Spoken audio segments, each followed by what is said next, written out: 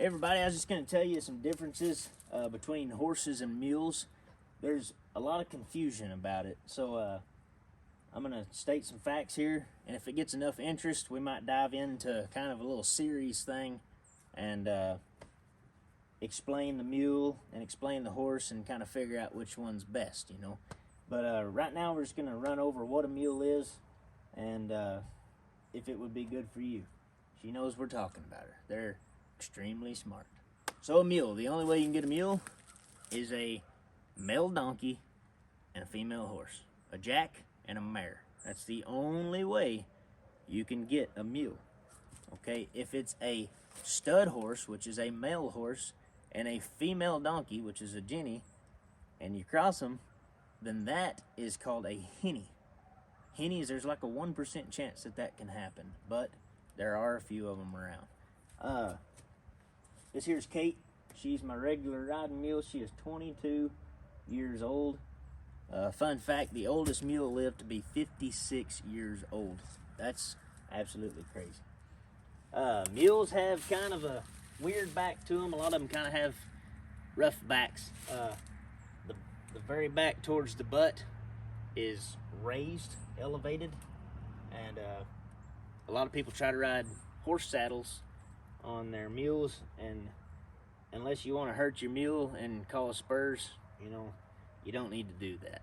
So I ride a mule saddle, an EP Erickson mule saddle on this mule, and on any mule I ride. Their shoulders are also farther back. They kind of got the donkey shoulder front end about them here. See, right here's her shoulder blade. A lot of people put their girt right here in the armpit, you know. And that's one thing that I wish I could get out and tell everybody is you need to stop doing that because you're hurting this mule. Everybody wonders, you know, why is my mule pinning her ears back? Why is she mad? Why is she acting this way? Why is it doing that?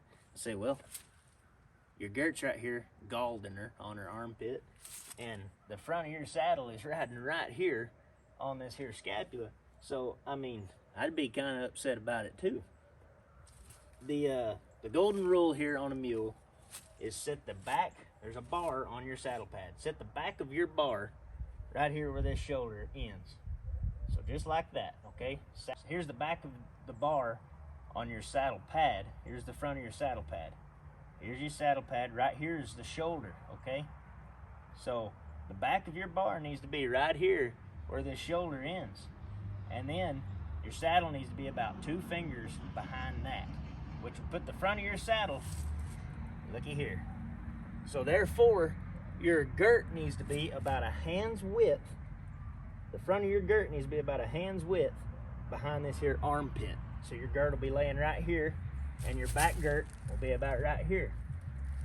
Run double cinches on them, so quadruple latigos, and you won't ever come off, I promise. Your saddle won't move if you have a tight one here and a tight one here. A lot of people are gonna say, you're trying to get me bucked off. Well, I thought the same thing too until I finally did it, and your saddle will not move. Mules have, a lot of the time, a big old bulky head. She doesn't really have that big of a head. She's got a nice head on her. But they have these large ears, big old jackrabbit ears. Mules, unlike horses, can see all the way around them. So they can see every single place that they step. And that's why they're so much more sure-footed, people say. They actually have worse feet than horses do, okay? Their heels tend to roll, and you have to put heels on a lot of their shoes. They got the donkey foot, and donkeys don't really have that good a foot. A lot of people think sure-footedness means they got good feet. Well, that ain't it. It just means that they know where to put their feet. So a mule can see every single spot it's stepping. So it'll step over little sticks and rocks and all kinds of stuff. A horse is just walking. It's seeing right here. That's pretty well it. And it's not looking at its feet. A mule, they think. The biggest difference between a horse and a mule is that a mule thinks and a horse does. So you're coming up to some water maybe, and a little stream or a creek, and this mule stops. Let her stop, because she's thinking. She's going through a thought process here. That's the difference. She's thinking, you know, what is that? What's going on here? A horse will just go, okay? And that might sound good to you there, but say we're coming up to a cliff at the Grand Canyon, and I've got my horse and a bag comes flowing right underneath that horse. Well, guess what? You're about to go however many miles it is down in the Grand Canyon, and you are going to be no more. A mule might get scared about that bag, but that mule will not hurt itself. That mule might go up there to the edge and stop and sling you off into the Grand Canyon, but that mule ain't going down in that Grand Canyon. It will not die. And that's one of the big things about mules. They're so smart, it's kind of bad sometimes. That's why they call them stubborn. That's where the stubbornness comes from, is because they are smarter than the person that's working them a lot of the time. Kate here, she's got some bad rolled heels, so we've been kind of corrective shoeing her. She's been having some bad chips, and she was that way when I got her. But we finally about got her grown out with some supplements and stuff. And so what's best for you? You know, it really depends on what you're doing. If you're roping in an arena, now I've seen some dang good roping mules before too. But if you're roping in an arena and you're wanting to go to the NFR, you know, you probably want a big old quarter horse. But if you're going through the mountains and you're elk hunting, or you're bear hunting, or you're deer hunting, or you're turkey hunting, and you're going up some hellacious terrain, this right here is the Cowboy's Cadillac. Okay, I've got horses and mules. I'm on both sides of it here. I've roped, and I'll take a horse, okay? But on the trail, I will throw rocks at that horse whenever I'm passing them going up the mountain, okay? They're absolutely wonderful animals that you have to be patient with. And you need to try to understand what they're thinking. If you're just coming in here and jerking on them and whooping on them, you don't need a mule, okay? If you whoop on your horse to get him to do anything, you don't need a mule. If you're having to spur them to get them to do stuff, you don't need a mule. It has required me, in my mind, to slow down and think and quit being in such a hurry a lot of the time. This mule saved me from getting whooped on by some black bear before. We were coming up a big ridge going up towards the mountain, and she stopped. So I said, okay, she's stopping for a reason. So I stopped. And guess what? I hear something coming down the ridge.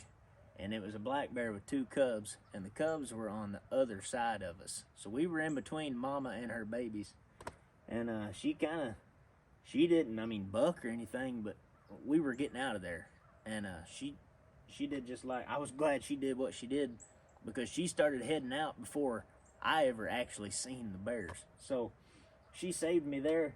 She saved me from stepping on a few snakes. She saved me in a lot of ways. She spotted deer that I never would have seen. If you'll listen to your mule instead of trying to tell it things, that right there, that's the golden ticket. You'll start learning whenever you start listening. That's why God gave you 2 ears and 1 mouth. Don't talk so much, listen more. If you like this video, comment and tell me if you'd like for me to do a series on, the differences. I'll get both my horses and my mules out, and we can just go over all of it and study them. We can go over how they think differently. We can go over how their feet are built different. We can go over how their backs and their skeletons are built different. We can go over what they do better than the other ones. And I really hope y'all like it. Leave a comment about it and tell me what you think. Appreciate y'all a lot. One thing I do recommend if you're looking into getting the mules, the Mule Alternative, written by Mike Stam. It is an absolutely amazing book. There's all kinds of history of mules that you didn't know existed in America about all this.